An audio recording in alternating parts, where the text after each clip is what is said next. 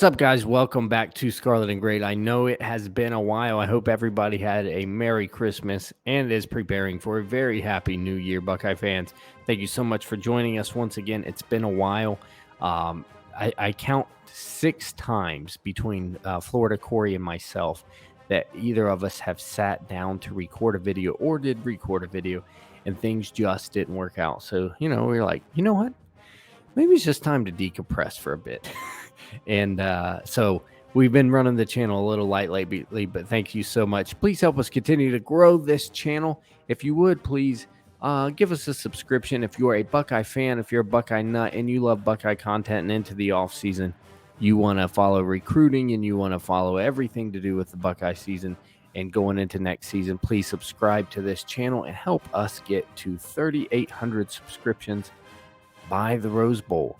There's going to be some Rose Bowl talk today, opt-outs, how they are affecting the game. Do these games mean anything?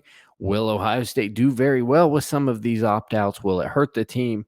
And kind of the big picture of all that. But enough of all that. I'm going to go ahead. I know I can hear you ladies screaming in the background, bring him in, bring him in. Okay, here he comes. The man who needs no introduction. You won't get to look at my gun anymore. Florida Cory, here he is. They'll leave me alone. Fine. It's bad for my eardrums, and it's the things they're screaming. Anyways, Cory, 6 times I think between the two of us we sat down to record, or you actually. It just wasn't meant to be, but we're back now, and I'm glad to be here with you. I had a really good video about Jim Knowles recorded too. I was really proud of. It just didn't. Yeah. Just technical difficulties wouldn't let us get it up on the show. Is what it is, man. But we're back here, and it's good to talk to you, my brother. It is, and Rose Bowl time. I'm actually I was very apathetic about this game for a while, and then I'm kind of then Jim Knowles got hired, and now I think it was just too far away to care about. And now that Christmas is over, and there's some football that's about to be played again, maybe I'm starting to care. Yeah, I'm starting to care more. I've always been a proponent of, Cory, that I liked New Year's Six bowls as a consolation prize when you were in a down year rebuilding year. It gave you a chance to say, look, I may not have made the playoffs, but I'm dominant over other non-playoff teams. We're really, really good. And you get to maybe see, just see. It's still a great bowl. I mean, and you get to see how your team matches up against a team from another conference, that what if, that unknown factor. I loved watching Ohio State USC because the what if in 2017, 2019, or 18, the Rose Bowl against Washington. I loved seeing that because the what if factor, the weird stylistic play of Washington, and seeing how it matched up. So Cory, I guess we need to approach this. We need to talk about a couple different things. The opt-outs, the opt-out effects, and are these bowl games actually meaningless? And I'm struggling a bit on which one we go with first. Do you want to talk about the game and is it meaningless first? Let's go with the game first. I think it feeds right into the opt-outs because I know people want to. Most people, let's be honest, if it's not a playoff game, then it's a meaningless game. Listen, don't get me wrong. It's obvious the playoffs have completely degraded the meaning of a bowl game. I would argue, by the way, for those who argue that point, it started with the BCS era when they appointed a national title game, period. Right. Because it used to be back in the day, you play these main bowls, you have to win them to be even considered for the media prize of national champion. That was no longer there when the BCS era happened. So the next evolution of that is the obvious playoff, because the BCS was not getting it right as far as who should be in the championship game. Now we at least let teams play for it. Yes. So no matter what, you guys, if we want to have a championship game, these other bowls are going to be quote unquote meaningless, or at least less meaningful anyway. But again, you still get a massive trophy. You get to take it home. You get a massive ring for it. It's not as meaningful as a playoff. Obviously, it's not as meaningful without the Big Ten title ring around your finger. It's not as meaningful as playing for the national title. I get all that, but it's still a meaningful game. And again, why are players opting out? That's when we could feed right into position. Right. And I think, Corey, you hit the nail on the head. I heard someone say the playoffs have made the bowl games meaningless. And my question is, why? Because under BCS and beforehand, only one game, even though you didn't know before BCS which game was actual national championship game, there was only one national championship. The other games were just a bowl game. And the Rose Bowl this year is just a bowl game. It is completely apples to apples. If anything, the playoff has given more meaning to bowl games because now there are three of them that super matter, not just one. Yeah. And the Rose Bowl, even BCS, we would know that this game, this matchup is not a national championship contender. You'd have to win by 500 points and have a lot of other weird stuff happen to even be considered. So, Corey, like when people say that these games don't matter because of the playoff, so you're saying before the playoff, the Rose Bowl mattered when it wasn't for a title, just like it's not for a title now? I'm confused there. It is meaningless, Corey, because someone said it was meaningless. And then someone else said, yeah, you're right, it's meaningless because it's not for a title. How come it wasn't meaningless when Woody Hayes punched a kid in the throat in a bowl game? That wasn't for a title. Think it meant something to him? You think I'm pretty sure it wasn't a title game. Like, Or he Corey, just might have been ill-tempered. I don't know. if I lose a deal at work and my boss and I go, it was a meaningless deal. It wasn't for the best possible deal we could have got this month. And my boss goes, yeah, it was a meaningless deal. And then, VP of finance goes, yeah, it was a meaningless deal. We'll just brush it off. But if we call it for what it is, no, that was an opportunity and a missed one. We need to do better. So this is an opportunity. It's a game against a new opponent. It's the same thing. It's always been. It's just like when people say kids are soft nowadays, Corey. You know why? Because we've let them be. You've let them be. Like it's you've lowered the standard for them. So I think we need to, the next time somebody says the bowl games are meaningless, kick them right in the shins. Kick them right in the shins. I'm actually a step above that. I've been kicking people in the throat. So wow, I mean, I admire the flexibility and the accuracy. I didn't say it was my leg. You do odd things there in Florida, but I admire it and I'm for it. Like Woody Hayes says, somebody gives you a compliment, kick them right in the shins. If somebody says, I mean, guys, if somebody intercepts your pass, hit them right in the throat. Yeah. It's not for a title. A lot of games haven't been for a title. It's a game, one more game of film for the NFL scouts, maybe. One more game where you get to line up against somebody. Since the bowl games always started, it was somebody's going to be champions. Everybody else is lining up and playing in bowl games. That is kind of a consolation prize. Yep. And let's end the season with a bang. How is going out with a win meaningless, Corey? It's not a bad thing.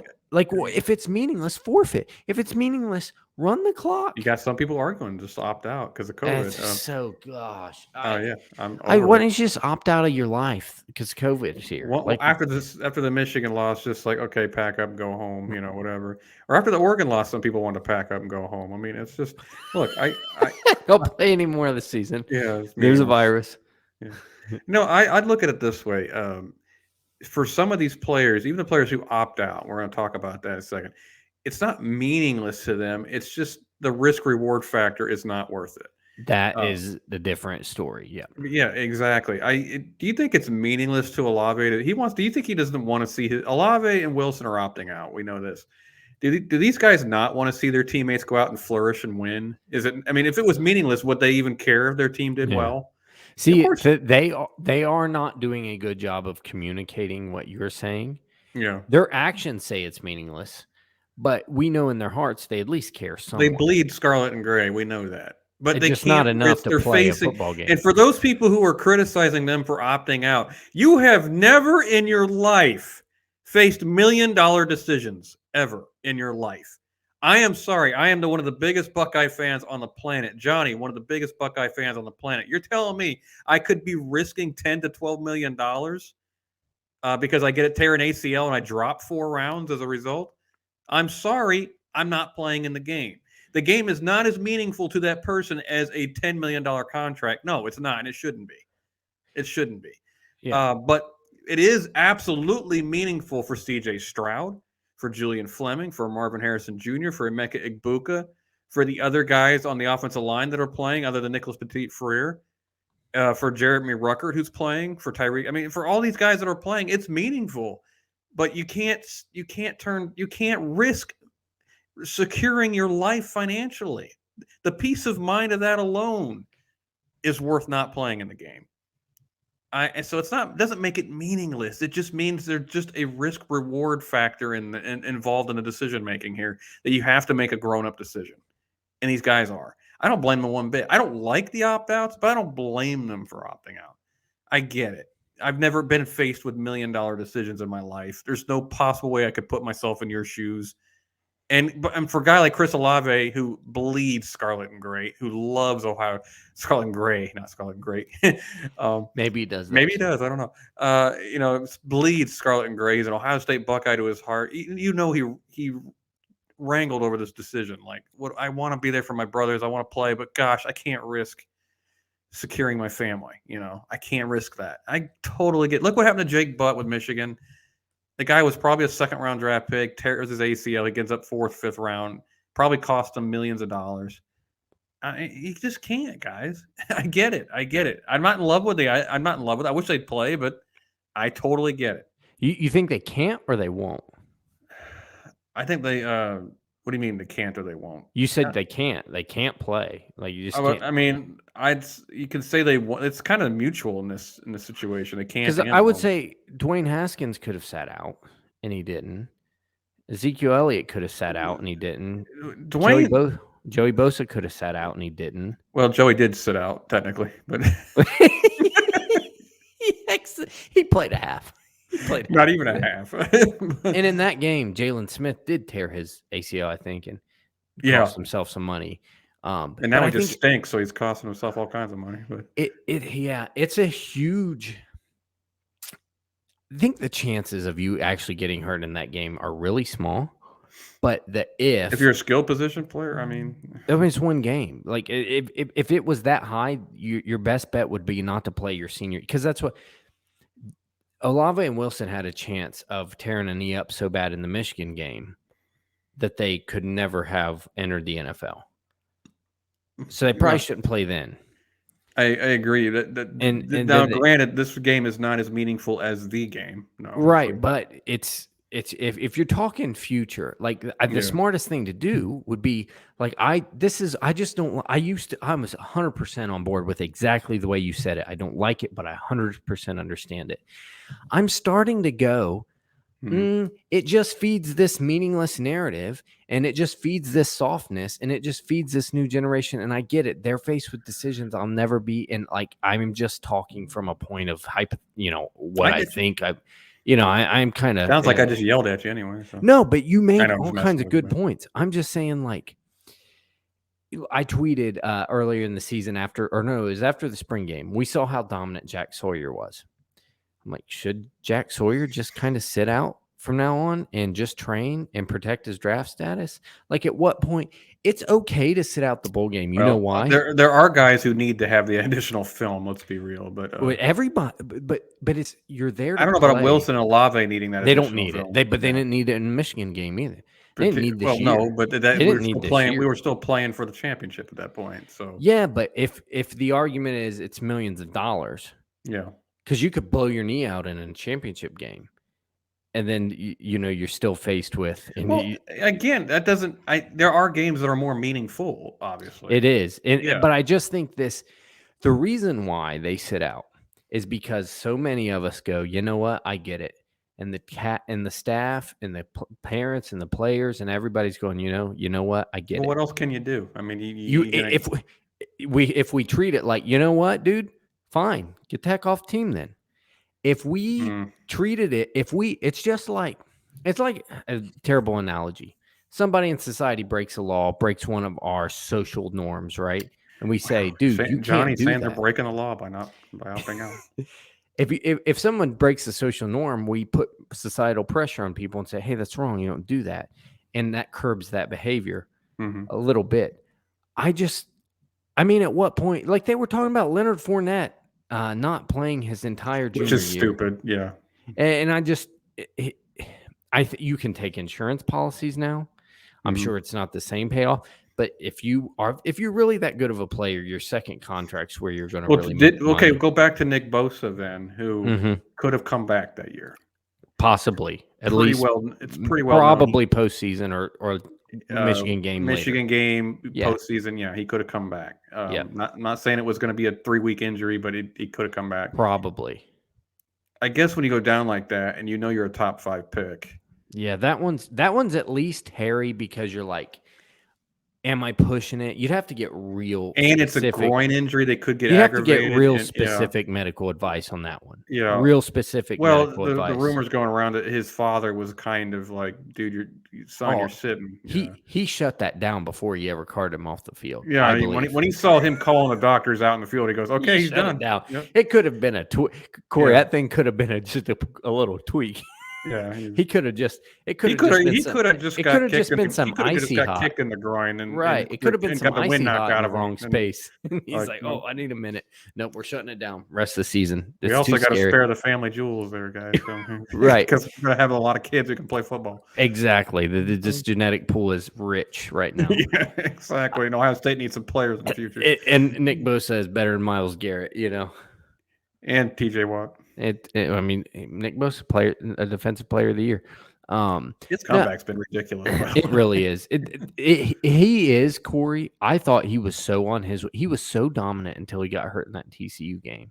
Yeah. That I really thought I thought he was probably going to put up the best college defensive end season we had seen in I thought we history. could see a defensive player Heisman. I really did. He won every snap. Even if he ain't quarterback, he was winning every snap. And when people are telling me Chase Young was definitively better, I'm like, yeah, I was always like, did you see what this guy was just doing? And now look at the NFL. And I love Joey, but Nick's better. And I mean, and that's odd to say that anybody's better than Joey Bosa, but I think you're right. He's better. Anyways, than Chase Young we're off the we're off the rails here. I don't like it, and I think more people need to stand up against it.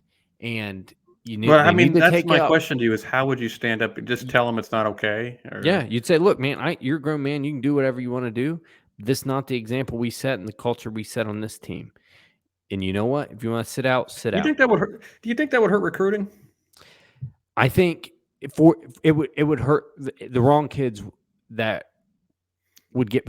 If a kid is so soft that he can't take that, I don't want him on the team anyway. I mean, okay, I hear you on that, but again, it's just like that seems to be every top flight kid in the country these days looking out for their brand more than anything. Yeah, I think it might be something you have to kind of indoctrinate into them. You know what I mean? Mm-hmm. It's bigger than you. You think Odell Beckham Jr. cares about the team or his brand? He is all brand. And look at him. I would say, look at the difference in Russell Wilson and Johnny Manziel. Ruined Baker Mayfield. I would say, look at the skill sets between Russell Wilson, Johnny Manziel, very similar. Johnny Manziel is not a tenth of the player Russell Wilson is because of mental differences. And I would point to things like that. And hopefully you can, I think talented kids in this country and in this realm specifically in college football are surrounded by yes men. They're just please come to my school. High school. I'll give you my bank card. Just come to my school. Like that's what it is now. Yeah, absolutely. It really and Texas and Texas A&M are just throwing cash at kids, and they're not even ashamed of it. I don't blame them. If you're allowed to do it, they're going to get away with it. It's honest. And then I think the parents are again even softer on them. So if the coaches do try to do what I said, maybe it does hurt recruiting because the parents have coddled them so much. Zach Smith always talks about there's kids that just don't like hard coaching anymore. Mm-hmm. I mean. Well, they've gotten coddled. They're the best. We're not going to say names, but there was a player who transferred who gave a reason that really may not have been accurate, and it was mainly because he just didn't like getting coached hard. Yeah, I'm not going to name names. I'm not trying to trash anybody, and most Buckeye fans will know who we're talking about. But it's almost like, can you coach kids hard? Yeah, it is tough. My boot camp instructor used to say it like this: "I will fix what your parents did to you." And I almost think you have to have that mentality I think that's what got Urban fired more than anything, is having that mentality at Jacksonville. He did. He probably came. I mean, he probably lightly tapped the kicker with his foot. He kicked me. When you tell college assistants they stink and they're terrible, they're like, maybe we do because we're just scratching and clawing and trying to be position coaches and make it. When you tell NFL coaches they're the worst thing you've ever seen, they're like, guys, we are NFL position coaches. We are not bad at this. You know, it's a. I'm telling my mom. Yeah, it's a whole different dynamic, but I realize my demands are a little far-fetched. I would like to see maybe us claw back and just get a little bit of the ground back, maybe, and just because I mean, get you. CJ Stroud sitting out the Rose Bowl. Why? Why would he sit out? But Cory, he sat out the Tulsa game. So I don't think we're that far away from it. I really don't. I You really don't think. mean like we're not far away from like if it's a bowl they're just not interested in, like coach just opt out, forfeit it. And my shoulder's not great. It's not bad, but it's not great. We're not that far from it. And it's because we continue to go down this road and rationalize it and never just put a hard brick wall up. Like if we got, bowl games that are not national championship games, you're a first rounder, hard wall. Anything beyond that you need to play. Okay, I could live with that. But the hard wall. NPF is sitting out, right? Yeah, he might be a first rounder, but I get it. I agree. If you're a might be a first rounder, you should probably play. Okay. Now, granted, I do like Michigan back in a few years ago when Higdon, the running back, sat out because he's protecting his undrafted free agency status. Yeah. It gets a little ridiculous. I was like, what do you do? That dude, I think that dude is just tired of Jim Harbaugh, right? Had to be, he right? might have been. He's like, I don't care if I get drafted or not. I need out of here. Yeah. Yours is much more rational than mine. Mine is just kind of a wish of society. Like, I feel like if we lived in... Well, it's not that I'm more rational. It's that we're just talking about two different things. I'm trying to, it is what it is type of thing. Yeah. I agree with your side of it. I know if you had it your way, you would make what I said come true. I agree with you. But you're probably more rational and logical that I don't know that you can make that come true. I get a little put off by it. Don't get me wrong, man. It's like, okay, guys, it's a brotherhood. You love the, blah, blah, Did you see my tweet? Did you see my, do it for the brotherhood. Do it for the guy next to you. Nah. I'm going to sit out. I think Brock had tweeted here, the brotherhood, and it's all that. This is the brother, yep. No, I'm with you, man, on that. I'm a little put off by it, but that being said, I get it. It's kind of like I said, I do get it too. Guys, comment below. What do you think? Like, are we idiots or what? Yeah, I mean, I'm sure most of you probably agree, and I even to a big extent agree with Cory over here. But do you wish what I described was reality, that we could claw back and take that back to society, or are you just no? Or in honor of my dad, do you honor my dad, late father? Do you wish that teammates would beat the crap out of? Can we just say he was right about Quinn Ewers? He was right. He deserves that. He was the last thing he ever commented on Buckeye wise. He was right about Quinn Ewers, and we thought he was crazy. You're like, we thought he was nuts. I argued with him every day about that one. We were like, go to bed, old man. It's like you've lost it. I'm tired of taking care of you. Oh, that is compelling and rich. Love you, but man. So Cory, I mean, what? So CJ Stroud's opting out. What if his shoulder hurts and the flu comes again? You think he'll opt out? Do you think his shoulder hurt because he got the vaccine in that jab?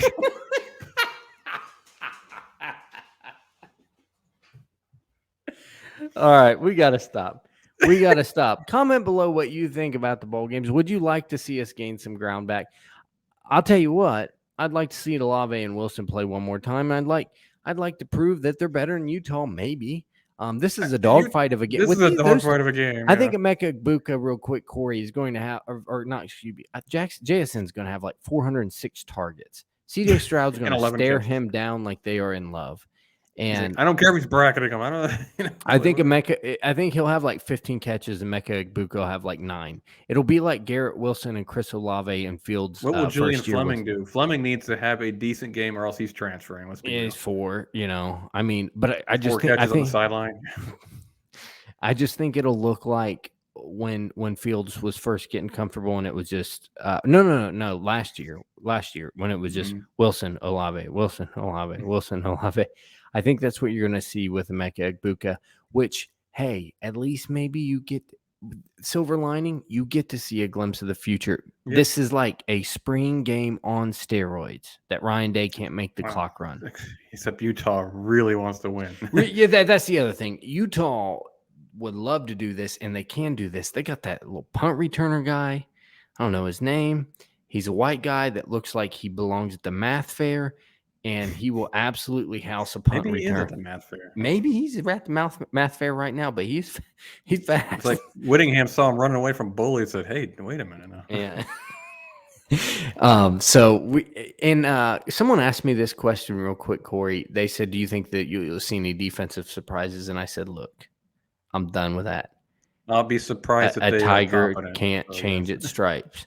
You're going to see massive run game fits. You're going to see a 4-2. You're going to see guys get blocked and stay blocked. You're going to see 3rd and 9 receivers being laid off of. Yeah, you're going to see. Look, the defense is what it is this year. Mm-hmm. You might see a little wrinkle here and there, but for the most part, it's going to be largely the same. You're going to see a lot of this from Jimmy Knowles.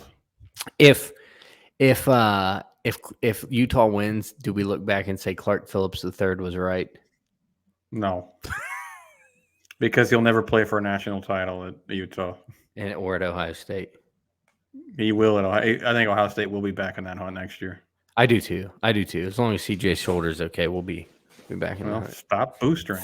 He's going to get so many boosters. He's just like, I just can't get back. Hey, when I got my vaccine shot, my flipping arm couldn't move, man. So yeah, it's a real thing. And I'm in just as good a shape as CJ. So it's a real it's a real thing, Corey.